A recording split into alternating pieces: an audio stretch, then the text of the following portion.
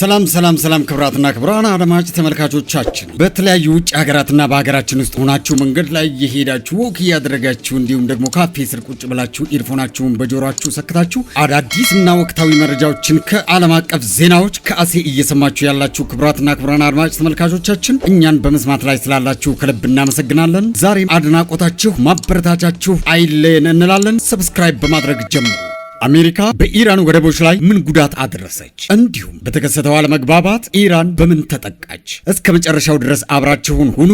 ሰብስክራይብ፣ ላይክ፣ ሼር እያደረጋችሁ ተከታተሉን። አሜሪካ በኢራን ወደቦች ላይ እገዳ መጣሏን ተከትሎ ከኢራን ጋር ግንኙነት አላቸው የተባሉ 4 መርከቦች ማለፋቸው ተነግሯል። መዳረሻውን ቻይና ያደረገ መርከብ እንደሚገኝበት የተነገረ ሲሆን አሜሪካ ግን እገዳ መጣሉን ተከትሎ ምንም አይነት መርከብ አላለፍም ብላለች። እገዳውን ለማስፈጸም ከ10 በላይ ወታደሮች በርካታ የጦር መርከቦችና አውሮፕላኖች መሰማራታቸውን የአሜሪካ ማዕከላዊ እዝ ገልጿል። እስካሁን 6 የንግድ መርከቦች ከአሜሪካ ኃይል የተሰጠውን መመሪያ ተቀብለው ወደ ኢራን ወደብ መመለሳቸውን አክለዋል።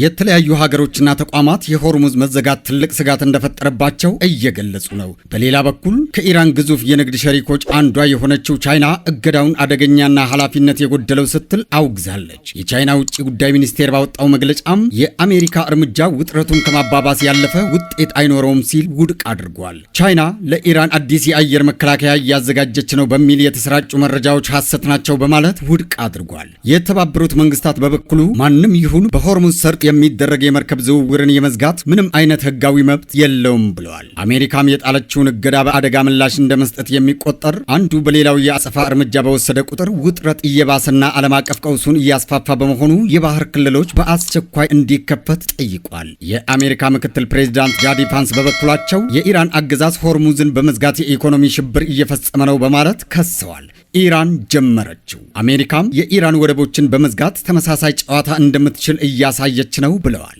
የኢራን ባለስልጣናት በኢኮኖሚ የሽብር ተግባራቸው የሚቀጥሉ ከሆነ አሜሪካም የኢራን መርከቦች እንዳይወጡና እንዳይገቡ በማድረግ እንደምትቀጥል አስጠንቅቀዋል። ምክትል ፕሬዝዳንት ጃዲ ቫንስ ከፋክስ ኒውስ ጋር ባካሄዱት ቃለ ምልልስ በፓኪስታን የተደረገው ንግግር ለውጥ የታየበት እንደነበር በድጋሚ ገልጸዋል። ያም ሆኖ ኳሱ በኢራን ሜዳ በመሆኑ የተባለችውን ልትፈጽም የግድ ነው ብለዋል። ዋሽንግተን የኢራንን የበለጸገ ዩራኒየም መቆጣጠርና የኒውክሌር ግንባታ የማቆም ማረጋገጫ የምትፈልግ ሲሆን በፓኪስታን ንግግር ኢራን ለ20 ዓመታት ዩራኒየም የማበልጸግ ስራ እንድታቆም የአሜሪካ ተወካዮች ሐሳብ አቅርበው ነበር ተብለዋል። የኢራን ተደራዳሪዎች ግን ለ20 ሳይሆን ለ5 ዓመት ዩራኒየም ለማቆም ቢስማሙም አሜሪካ ፈቃደኛ ሳትሆን መቅረቷን ሲኤንኤን ዘግቧል። ኒውዮርክ ታይምስ በበኩሉ ኢራን ለኒውክሌር ጦር መሳሪያ ገንብታ ወሳኝ የሆነውን ይህንኑን ዩራኒየም የማበልጸግ ስራን ለ5 ዓመት የማቆም እቅድ ያቀረበችው ትላንት መሆኑን ጠቅሷል። እንዲሁም እስካሁን ያበለጸገችው ዩራኒየም ወደ ሌላ ሀገር እንዲሻገር አሜሪካ ያቀረበችው ጥያቄ ኢራን ውድቅ ማድረጓን ተመልክቷል። በሌላ በኩል የእስራኤል መከላከያ ሚኒስቴር እስራኤል በሌላ በኩል ማምሻውን ባሰራጩት የቪዲዮ መልእክት የኢራንን ጦርነት ለማቆም የዩራኒየም መወገድን በቅድመ ሁኔታ አስቀምጠዋል። ያለፈው ዓመት የ12 ቀናት ጦርነትም ሆነ በአሁኑ ወቅት የኢራን ኒውክሌር ፕሮግራምና የግንባታ አቅም መመታቱን የገለጹት ሚኒስትሩ አሁን የቀረው የዩራኒየም ቁሳቁስ በመሆኑ ጦርነቱን ለማቆም የበለጸገ ዩራኒየም በሙሉ ሊወገድ የግድ ነው ብለዋል። ኢራን በከፍተኛ ደረጃ የበለጸገ ከ400 ኪሎ ግራም በላይ ዩራኒየም ከመሬት በታች ቀብራለች የሚለው ጥርጣሬ ጸንቶ የቆየ ቢሆንም የኢራን ባለስልጣናት ግን ምንም አይነት ዩራኒየም አሳልፈው እንደማይሰጡ ቀደም ባለው ድርድር ወቅት ሳይቀር መናገራቸው ይታወሳል። ፕሬዝዳንት ትራምፕ በቅርቡ ባወጡት መግለጫ ኢራንና አሜሪካ የኒውክሌር ጉዳዮችን ለመፍታት በጋራ ይሰራሉ ማለታቸው ይታወሳል። አሁን ድንገት የኢራንን ወደቦች የዘጉት ደግሞ ኢራን ሆርሙዝን እንድትከፍትና ከስምምነት እንድትደርስ ለማስገደድ መሆኑን ገልጸዋል።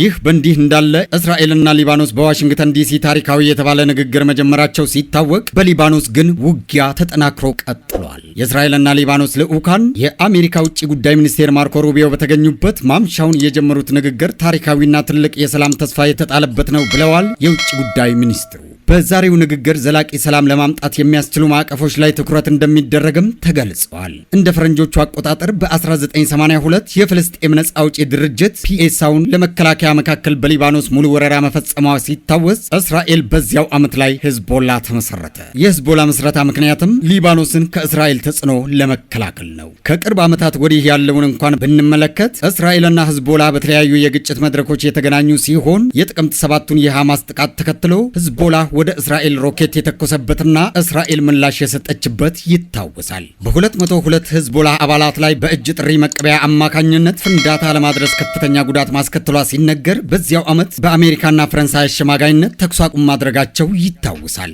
ያም ሆኖ ተኩስ አቁሙ በተደጋጋሚ ሲጣስ ቆይቷል። አሁን በኢራን ጦርነት በይፋ ተገናኝተው ሲዋጉ ሲጋደሉ ከዚህ ደርሰዋል። የእስራኤል ሊባኖስን ንግግር አጥብቆ የተቃወመው ሂዝቦላ በእስራኤል ላይ ዛሬም ጥቃት መፈጸሙን ዘገባዎች አመልክተዋል። የሰላም ንግግሩ ዓላማ ወይም ዋነኛ ነጥቦች ተኩስ አቁም ማድረግና ሂዝቦላን ትጥቅ ማስፈታትን አጠቃለው ይዘዋል። በሌላ በኩል ኢራን በእስካሁኑ ጦርነት $270 ቢሊዮን የሚጠጋ ውድመት እንደደረሰባት ሲነገር የዓለም አቀፉ የገንዘብ ድርጅት የኢራን ጦርነት ከቀጠለ በተያዘው የፈረንጆች ዓመት የዓለም ኢኮኖሚ እድገት ከ2 በመቶ በታች እንደሚሆን አስጠንቅቀዋል። ከኮቪድ ወረርሽኝ ወዲህ ዓለም በአሁኑ ወቅት ከፍተኛ ፈተና እንደገጠማትም ገልጸዋል። በኢራን ጦርነት ሳቢያ የዓለም ነዳጅ ዋጋ ከፍተኛ ጭማሪ ማሳየቱ ለቀውሱ መባባስ ምክንያት እንደሚሆን ተገምቷል። $110 የደረሰው የአንድ በርሜል ነዳጅ ዘይት ዋጋ በሚቀጥለው የፈረንጆች ዓመት $125 እንደሚደርስ አመልክቷል።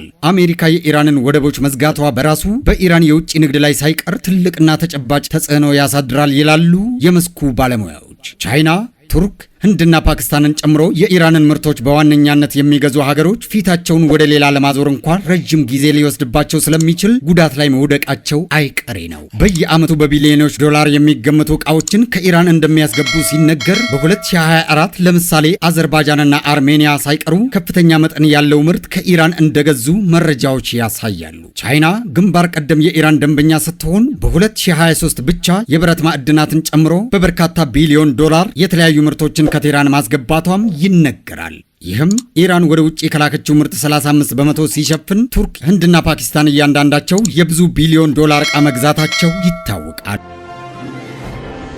ክቡራትና ክቡራን፣ ይህ የአሴ ፕሮሞተሩ ድምፅ ነው። በመስማት ላይ የምትገኙት ዓለም አቀፍ ዜናዎችን ከአሴ ነው። ሰብስክራይብ፣ ሼር፣ ላይክ ማድረጋችሁን እንዳትረሱ።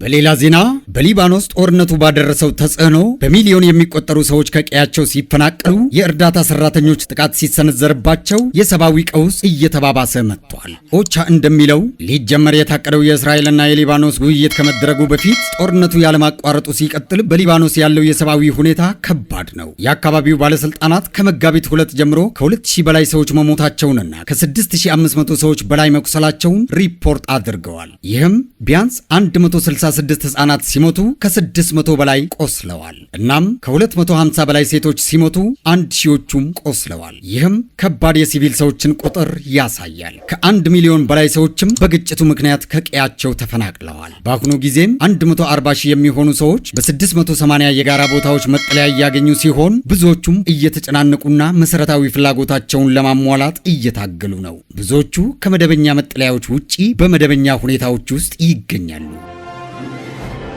ክቡራትና ክቡራን ውድ ቤተሰቦቻችን በየትኛውም የዓለም ክፍሎች ላይ ሆናችሁ የዓለም ዜናዎች ከአሴን ምርጫችሁ በማድረግ ሁሌም ከኛ ጋር ስለምትሆኑ ለእርሶ ትልቅ አክብሮት አለን። አሁንም ሰብስክራይብ፣ ላይክ፣ ሼር እያደረጋችሁ አበረታቱን። ወቅታዊና አዳዲስ መረጃዎችን ያግኙ።